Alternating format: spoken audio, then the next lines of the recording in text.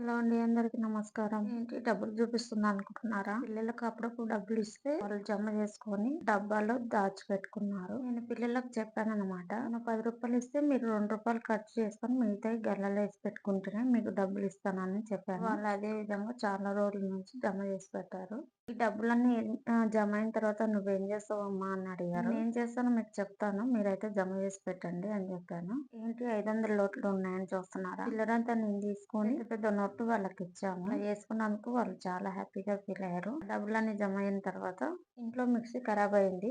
Mixie కొనుక్కొని తీసుకొచ్చాను. మీరు జమ చేసిన డబ్బులు వేస్ట్ చేయకుండా ఇంట్లో ఒక వస్తువు తీసుకొచ్చి పెట్టాను. మీకు ఇచ్చిన డబ్బులు ఎంత ఆదా చేస్తారో మీకు ఇప్పుడైనా అర్థమైందా అని చెప్పాను. పిల్లలు చాలా హ్యాపీగా ఫీల్ అయ్యారు. పిల్లలు జ్యూస్ అడిగారు. బాదం పప్పులు నానబెట్టాను. ఇలా మిక్సీలో వేసి పేస్ట్ చేయాలి. ఈలోపు క్రీమ్ ఉన్న పాలు తీసుకొచ్చి ఉడకబెట్టాను.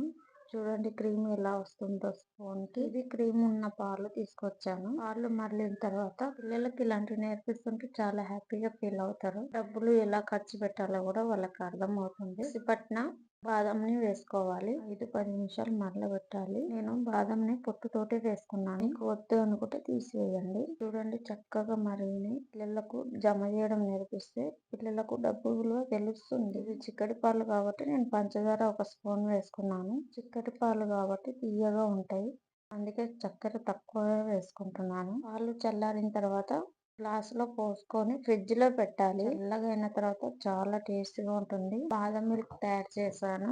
వైట్ అంటేనే ఇష్టం, అందుకని వైట్ గానే ఉండాలని ఏ కలర్ గాని వేయలేదు. వైట్ గా తాగలేము అనుకున్న వాళ్ళు కలర్ గాని వాడుతారు. ఒకవేళ కూల్ అవ్వలేదు అనుకుంటే ఫ్రిడ్జ్ లో ఐస్ ముక్కలు ఉంటాయి కదా, అవి వేసుకొని తాగండి, చాలా బాగుంటుంది. వీడియో కనుక నచ్చినట్లయితే లైక్ చేయండి, షేర్ చేయండి, కామెంట్ చేయండి, సబ్స్క్రైబ్ చేయండి.